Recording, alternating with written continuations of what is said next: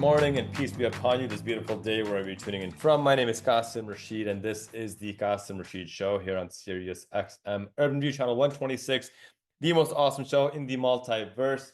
If you're listening on Substack, make sure you hit that subscribe button. And we've got a pretty awesome show today. Not that every show isn't awesome, they are all awesome, but this one I'm particularly excited about. Maurice Mitchell is here. He's the National Director of the Working Families Party. And I got to tell you, I'm learning a lot about this party, and I'm pretty impressed because they are people funded. They have been at the forefront of calling out bad ideas well before anyone else, and they've been at the forefront of electing some pretty notable people. We'll talk about that in just a minute. I wanted to share some good news. I just hit my 1 year on Substack, and I launched this human rights platform a year ago in late April with just this basic principle that corporate media is capitulating to billionaire fascists. There is not a real or meaningful kind of unified outlet to address the real-time issues on human rights as they're happening. And me as a human rights lawyer and as a writer, as an academic in this space, I have a platform to do that. And we built it out and it's been a pretty amazing thing. This is why I asked you guys to hit that subscribe button, because in 1 year, we have grown to 130,000 subscribers. We've had over 20 million reads. Our podcast is approaching its first 100,000 downloads. And we're making some serious moves. We're top 70 in the entire Substack universe, especially on politics and human rights. So it's making an impact. So if you haven't subscribed, make sure you hit that subscribe button.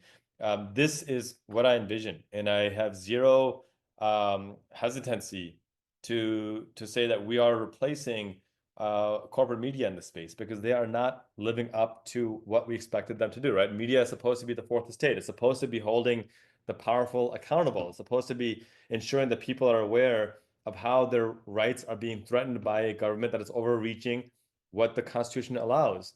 And so many of my articles I'm writing because I'm enraged and just furious at the apathy that we're seeing from corporate media, or just the white supremacy we're seeing from corporate media. One example I can share is Melvin Harris is a name you probably haven't heard, but if you Google him, Melvin Harris is a black man whose daughter was pursued by a rapist who went into the bathroom stall to try to commit sexual assault. Melvin Harris dragged this man out, beat him to death.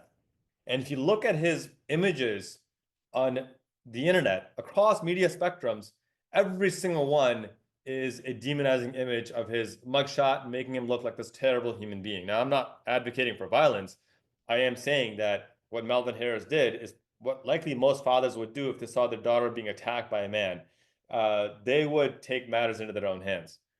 Now you compare that with Phoenix Ickner. Phoenix Ickner is the white supremacist, the known white supremacist, son of a cop, hardcore MAGA Trump supporter who committed a mass shooting at Florida State University a week or two ago, killed 2 people, injured 6 more. Google his name. You will find pictures of him smiling, selfies with family, smiling mom and dad, completely humanizing this actual white supremacist mass murderer who killed people because he's a white supremacist mass murderer. And this outright white supremacist mindset is not by accident. This is corporate media capitulating. And NBC even published an article saying that he is a white supremacist, but we're not sure what the motivation for his violence is. And to me, that's like you're telling us that you don't see white supremacy as violent in and of itself. And that's fundamentally the problem with the corporate media landscape right now. And so I launched Let's Address This with Qasim Rashid with this principle that we can and we must do better. So that's why I hope you subscribe. When we come back from break, I'm excited to welcome Maurice Mitchell, who's going to talk in detail about the work Working Families Party is doing to uplift low-income communities, Black and Brown communities, and to ensure that we have a seat at the table. I think he makes a pretty compelling argument, but I don't want to speak for him. I want you to hear it for himself. And then after him, we're going to have one final segment that's going to talk about another subject of white supremacy. White supremacy is going to talk about structural eugenics. This is not a term you've heard before because, again, corporate media is silent about it. but structural eugenics is being enacted right now in broad daylight. Media is silent. We got to talk about it. You're listening to the Qasim Rashid Show here on Sirius XM Urban View Channel 126, the most awesome show in the multiverse. When we come back from break, we'll have the National Director of the Working Families Party, Maurice Mitchell. Don't go away. We'll be right back in just a few minutes. Welcome back. You're listening to the Qasim Rashid Show here on Sirius XM Urban View Channel 126, the most awesome show in the multiverse. If you're listening on Substack, make sure you hit that subscribe button so we can keep this information and content going. I'm excited to welcome to our show this week Maurice Mitchell. He's a longtime racial justice activist, has been on the front lines of some of the most important movements over the last 2 decades in this country. In 2018, he took the helm of the Working Families Party as national director, and I'm grateful to have a few minutes with him today. Maurice, welcome to the show. Oh, it's so good to be with you, bro. I think we connected by accident on Instagram. I saw you post something and I responded or something like, yeah, let's bring him on. I don't even know if I responded to you. I think someone asked me, well, why don't you have Maurice Mitchell on the show? As if kind of like a taunt, like I wouldn't. And I'm like, well, what the hell? If he's doing the work, let's bring him on. So thank For you for sure. responding to that. Yeah, and thanks to whoever that anonymous person was who commented. No, I mean these are the ways these connections happen, Yeah, and we were talking off air. I'm not ignorant to the fact that the corporate media strategy is to make it seem like there's just a binary choice of two political parties, and that everything else is either a joke or not serious or doesn't deserve the time of day. And my view is that, and I say this as someone who's been the Democratic nominee for Congress, my view is that the day we stop listening to different perspectives, the day we pretend we have all the answers, it's a really dangerous time. And so for mm, me, the goal of this interview, of this conversation, is just to ensure that we're giving due time and due respect to the people doing the work and hearing out what their ideas are. And for those yeah. listening who are frustrated, this might be an angle for you to consider being engaged in a meaningful way as we're trying to, stave off fascism and autocracy in our country. But Maurice, before we even dive into the questions, I'd love for you to just share what is Working Families Party, how were you guys founded, and kind of what's your mission and vision? Sure. So the Working Families Party is a national grassroots third party movement.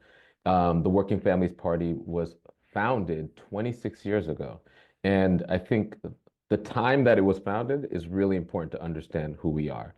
It was at a time during the Clinton era when Democrats were doing this thing called triangulation.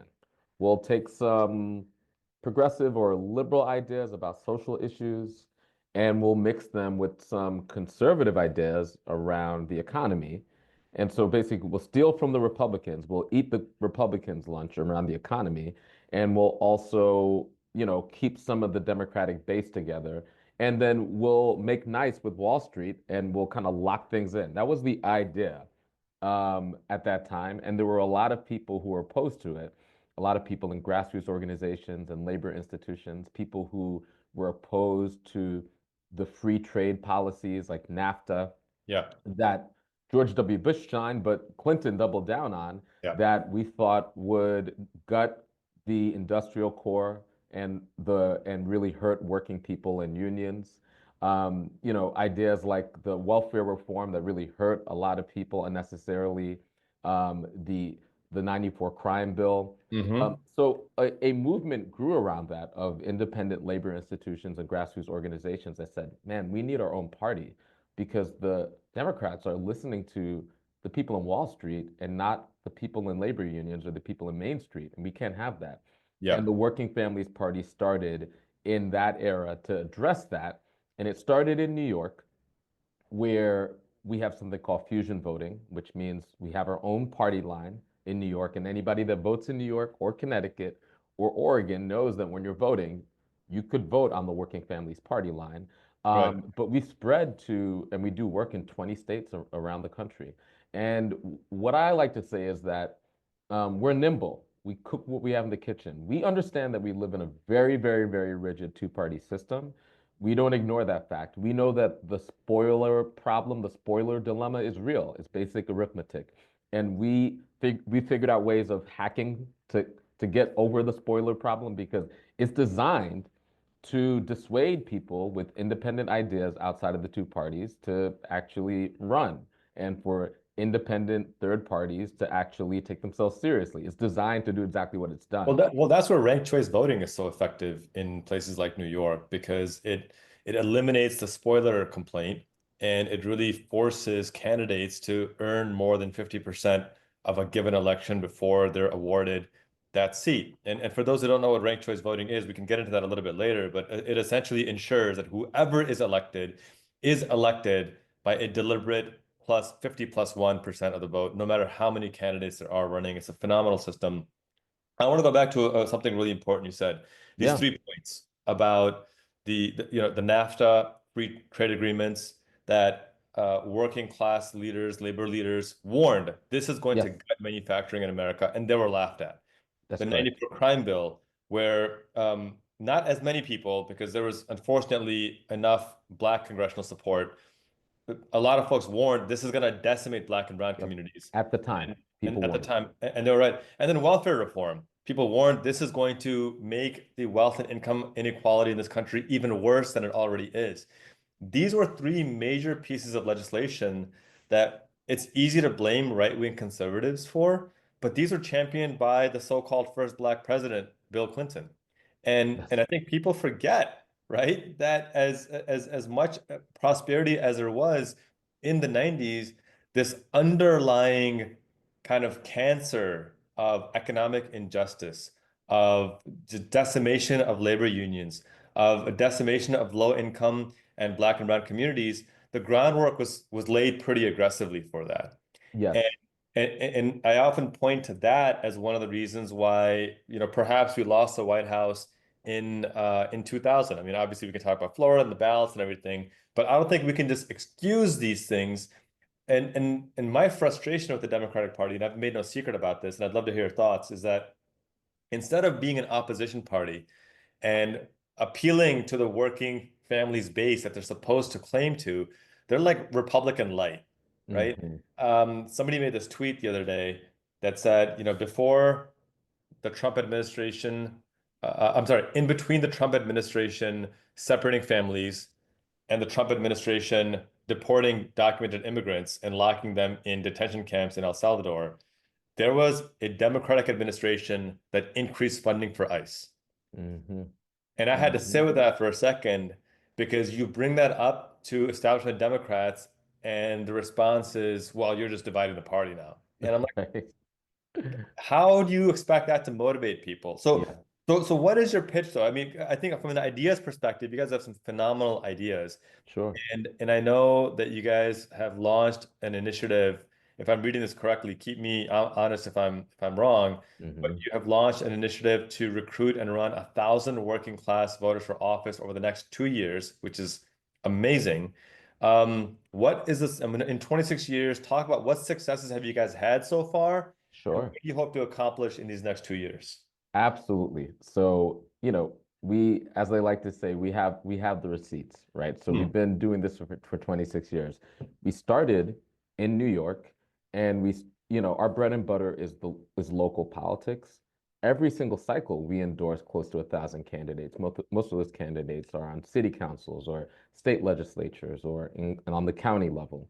And in the city of New York, we helped to start the Progressive Caucus.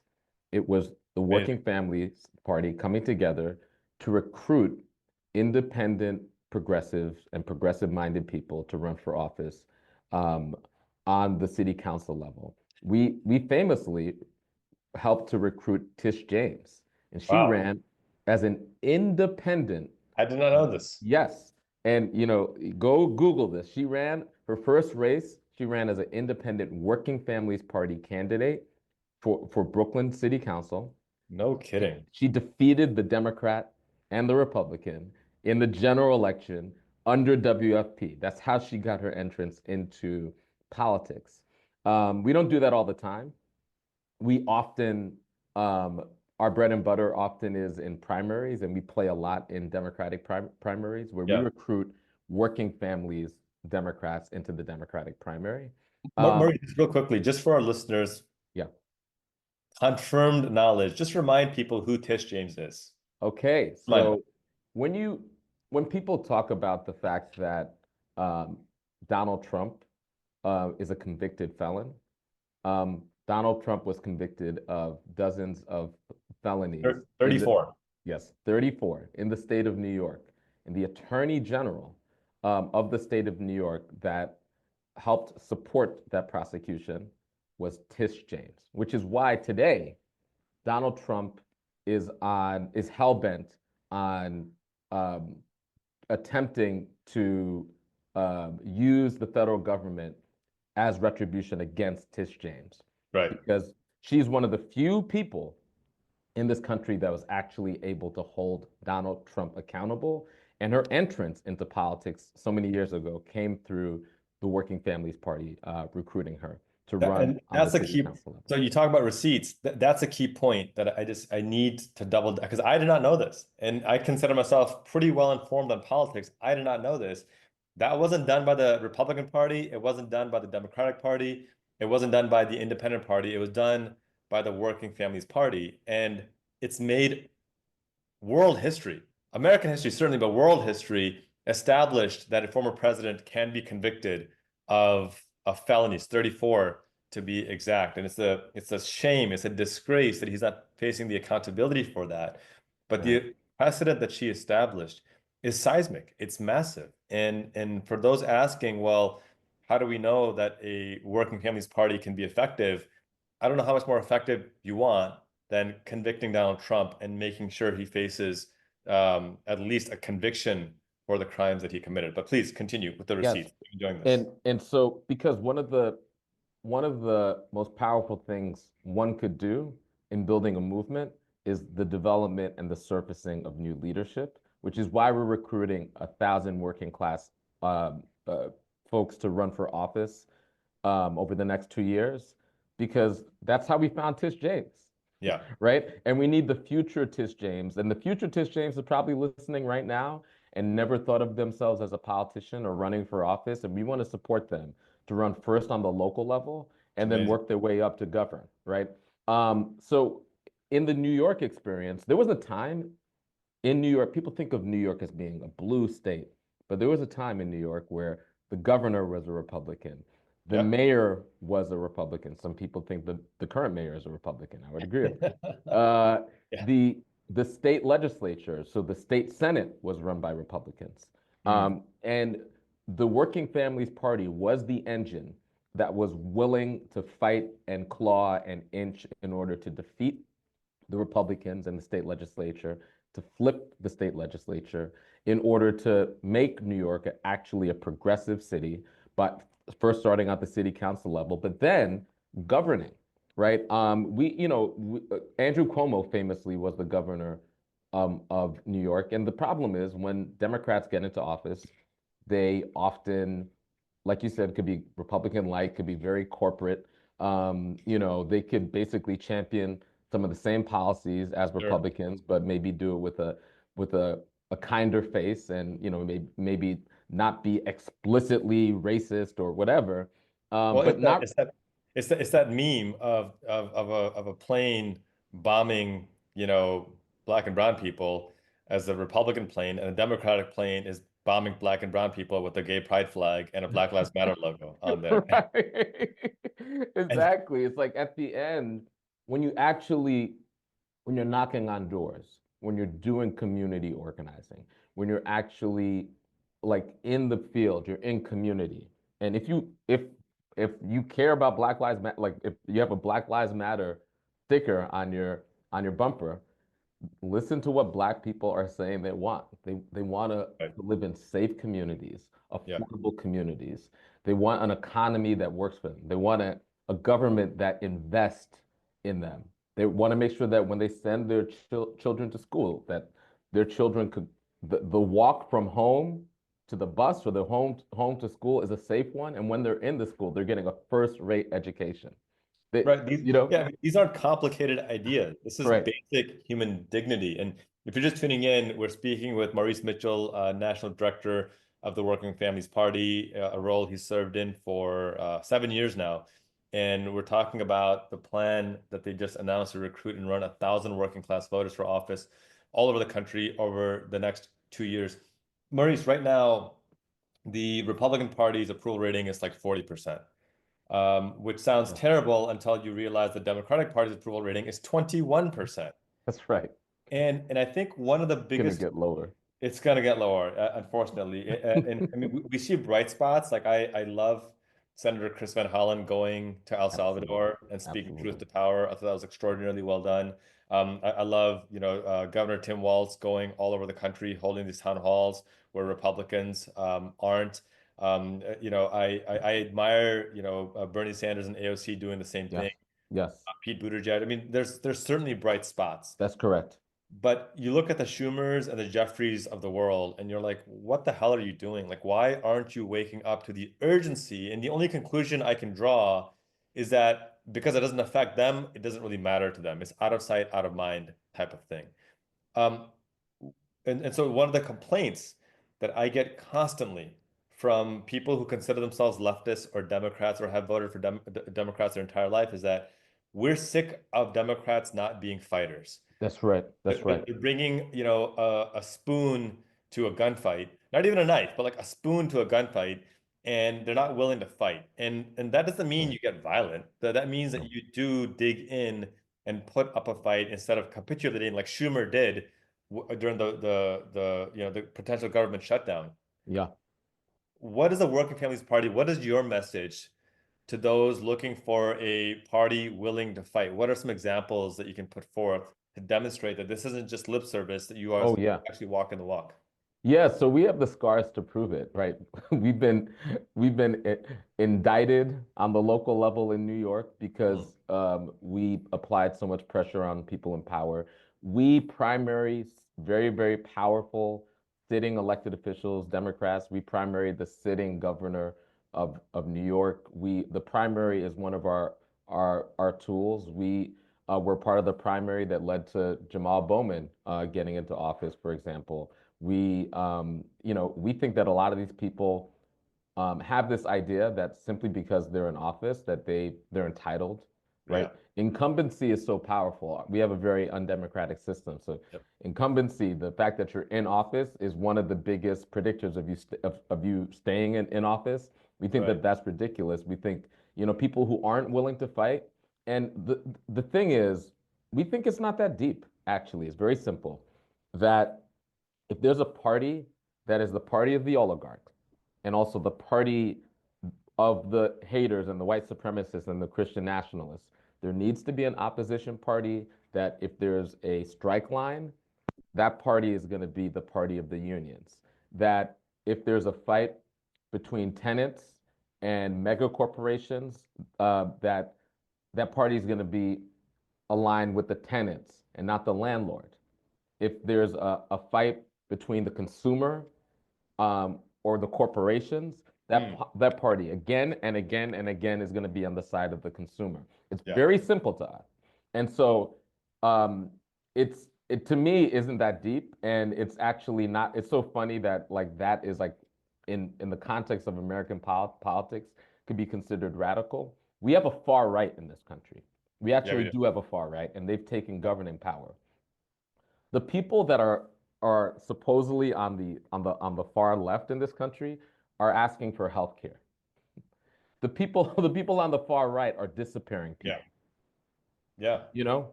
I mean, yeah, there's no comparison, right? It's like this is why I can't stand the centrists who are like, I'm a moderate because the far right and the far left have gone too extreme. It's like, I'm sorry. I don't put genocide and giving people health care as equal extremes, right? I mean, Oh no, I I talk about how the words we use matter and how Democrats need to stop capitulating to right-wing talking points. You know, correct. healthcare access is a moderate point of view. It's not extreme, right? Um, Decriminalizing marijuana to me is a moderate, common sense perspective. It's not extreme. Climate justice, so we can have clean air and food and water, is a very moderate perspective. It's not some extreme left-wing, communist philosophy. Unless you think clean water is communism, in which case you're a sociopath. I don't That's understand right. why we That's let the right. two. equivocate. So, No, it's incredible. Or the idea, the fundamental, basic core beliefs of human rights, right? The yeah, idea that no matter who you are, simply because you're human, you should have yes, due process, that's right. right? Period. Right.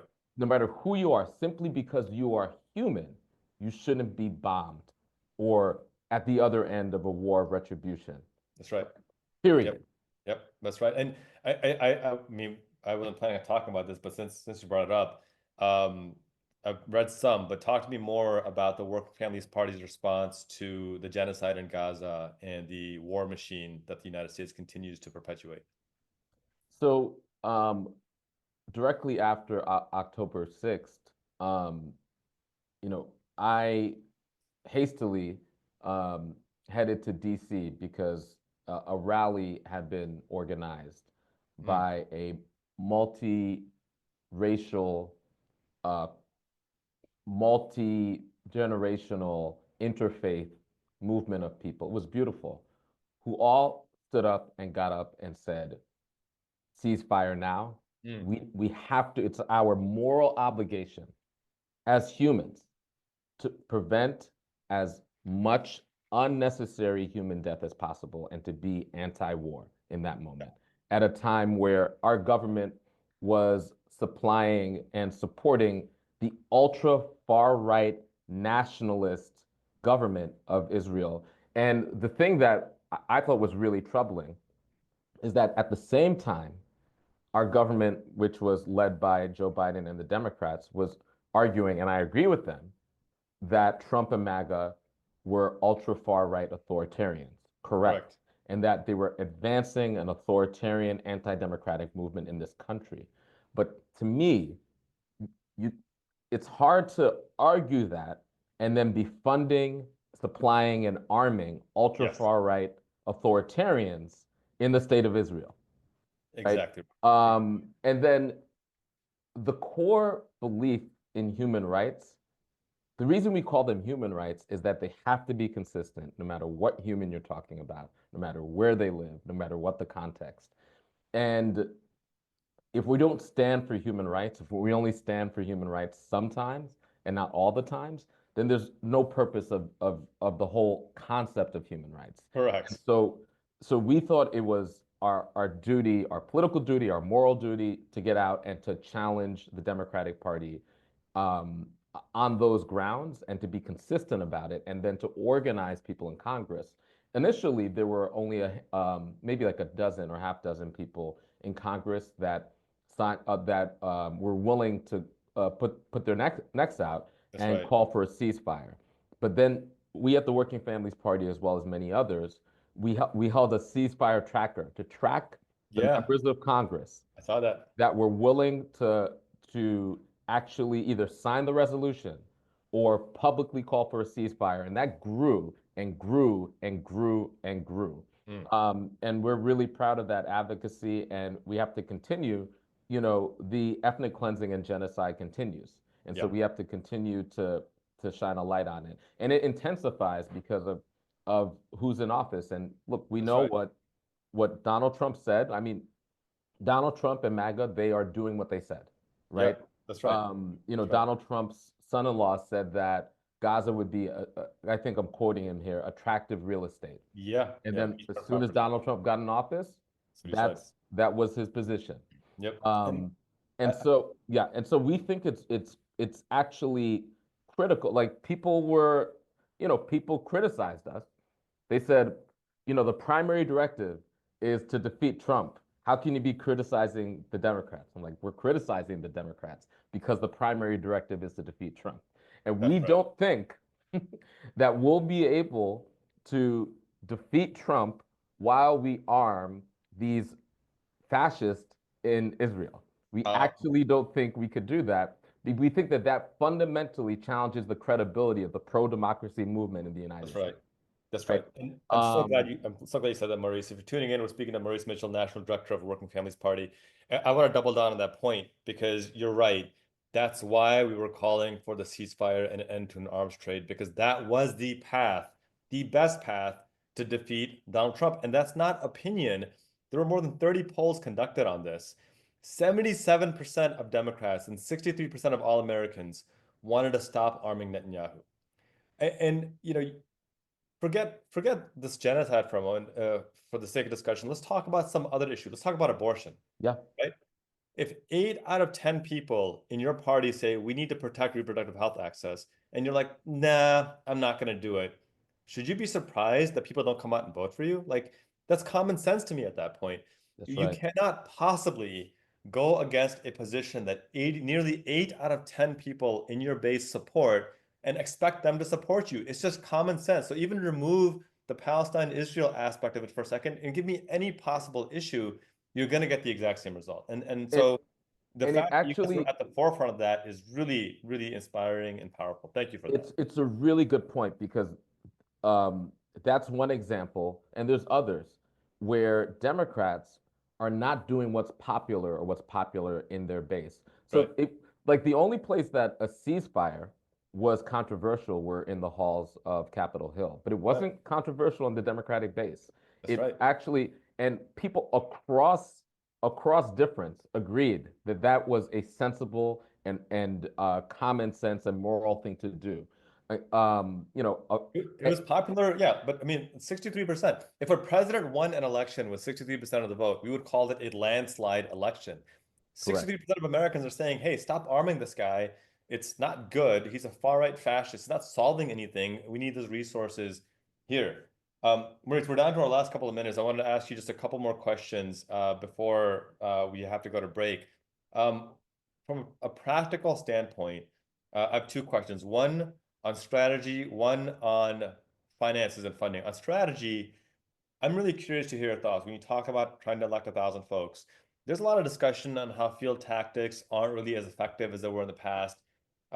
Working Families Party utilizes a lot of field support for your Correct. candidates. Are you seeing the lack of impact of field tactics in the past? Do you agree with that? And how are you kind of dealing with this dynamic change, the introduction of social media, the capitulation of Yeah. corporate media? How are you managing kind of this whirlwind of change that's happening right now?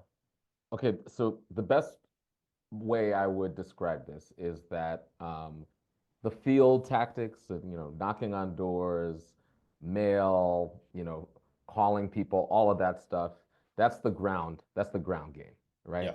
And I would say that our side is years ahead of the Republicans as it relates to the ground game, right? Mm, Um, the culture war, right?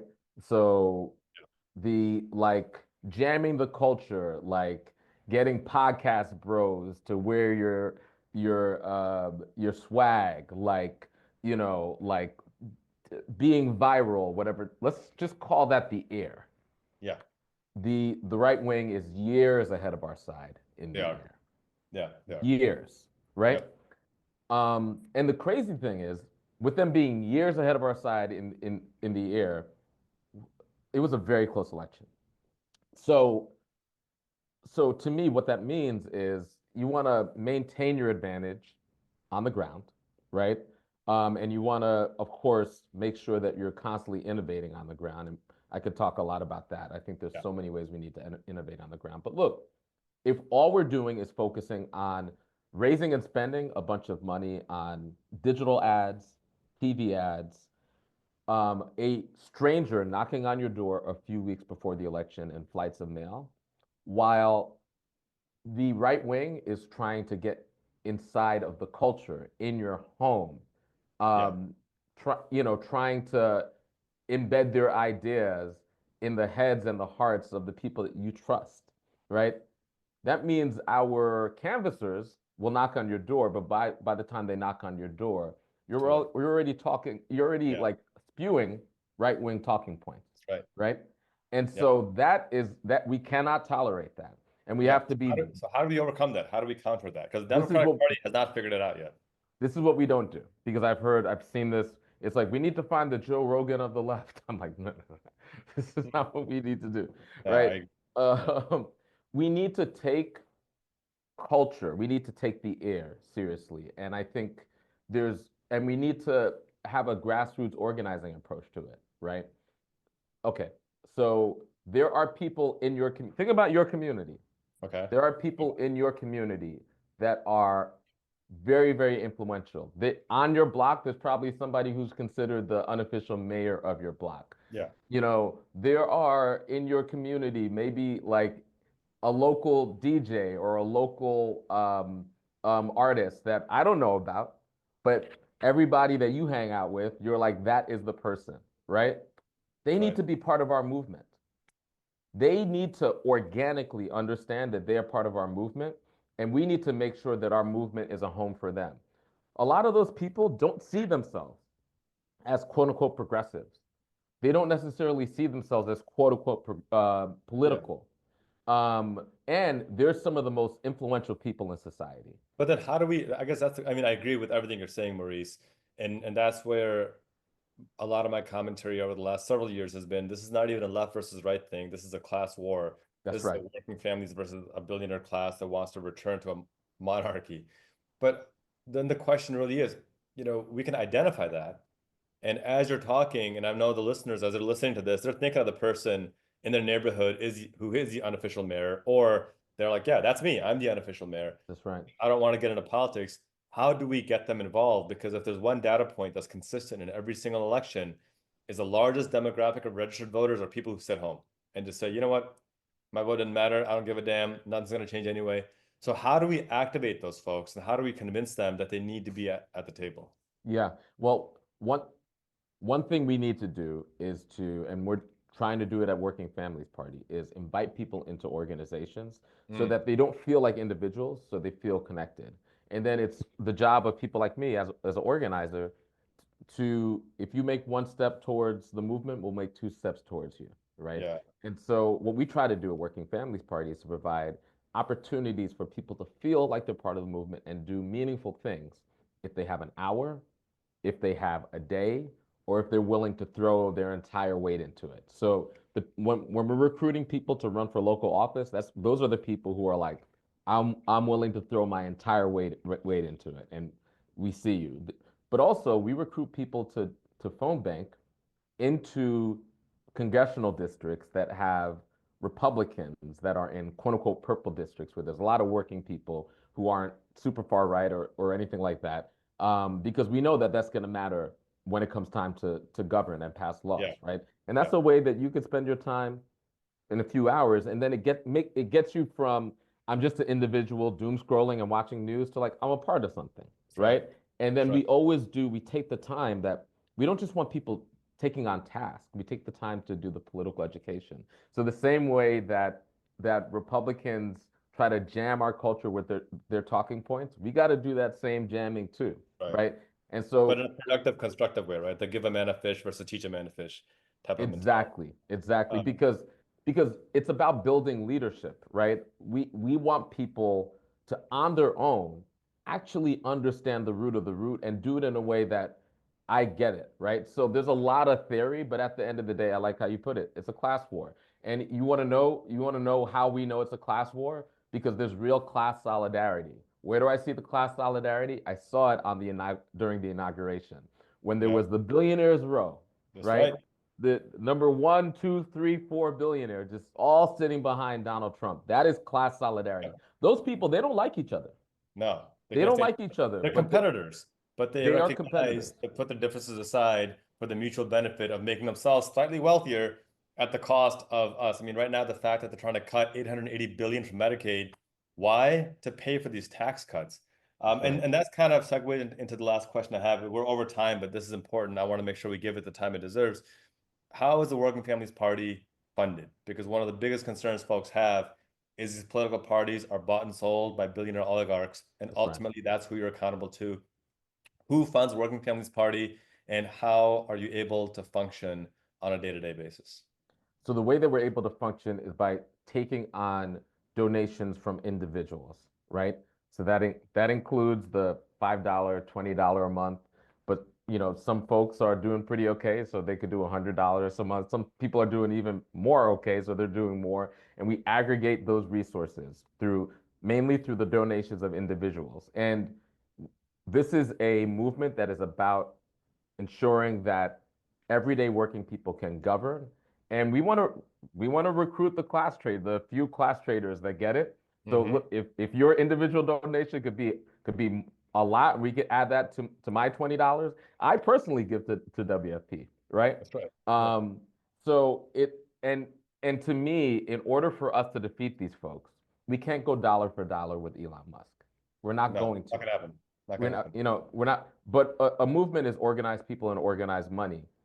We could do a lot with our small dollar donations. It could go really far, and our passion and our network. So like the power that we have is our relational capital, right? Yep. When I talk about that, the mayor of the block, that person's power is the fact that they built that trust. And when they're like, listen, this is who I'm voting for, it's like, oh, okay, right? You cannot buy that. And perfect example, Elon Musk spent $26 million, 26 million in In Wisconsin Wisconsin. trying to buy the election. It backfired, Yep. They right? got walloped. Yep. That's right. You That's and right. you cannot buy trust at That's the end right. of the day, you know. And so us with enough money can absolutely overwhelm them. Yep. And we prove that every single time at the Working Families Party. All of our candidates are grassroots candidates, and what we do is we have a different style of running a campaign, right? With our grassroots candidates, one of the first things we do is like, all right, let's write out a life list. What's that? That is everybody you know, right? Mm, And then instead of calling, the executives and the people in the real estate lobby or whatever, call your friends, that's right. call your Get them your engaged. third grade teacher, call your cousins, right? And Activate. that is how you start building the network that could actually allow you to win. So let's close with that. So if folks want to call the Working Families Party and get involved, get engaged, want to understand what they can do locally, especially as the next round of elections are starting to be, coming to the fore. How do folks connect with you? How do they get involved? What's the first step you would ask them to take?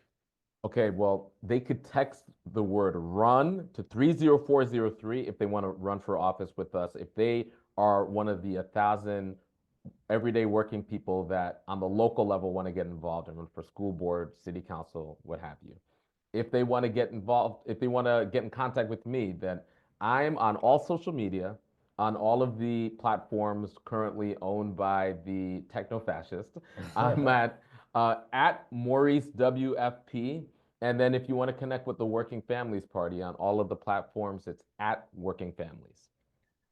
Amazing. Maurice, it's been a privilege to have this conversation with you. I learned a lot, and it's things like this that give me hope for our country when I see ordinary folks rising up for the cause of justice and humanity. It's a beautiful thing. It's not as often as I'd like to see it, but it reminds me that it's always there, and we just need to look for it. We hope to have you back on the show soon. It was great to be here. Maurice Mitchell, National Director of Working Families Party, leading by example. You're listening to the Qasim Rashid Show here on Sirius XM Urban View Channel 126, the most awesome show in the multiverse. If you're listening on Substack, make sure you hit the subscribe button, and we will be right back after this break.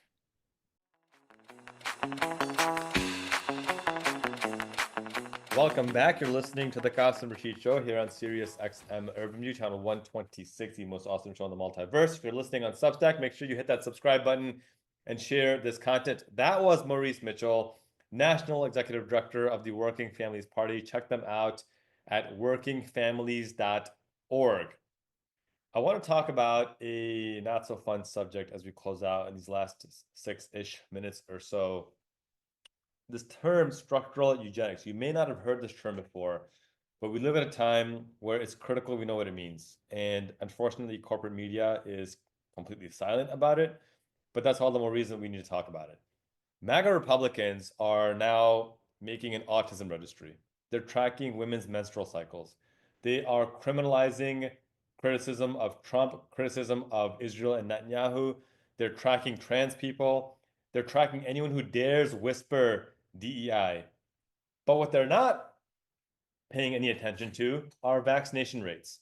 They're not paying attention to measles spread, COVID death, firearm proliferation, firearm deaths, bird flu cases, people killed by law enforcement, climate change, food regulations. The list goes on and on. This is killing people. And my fear is that this is the actual goal. The thing is, eugenics, people often think of it as like this, thing in the past, right? It's this discredited racist theory that selective breeding can and should be used to improve the human race. But this is not just a fascist act of the past.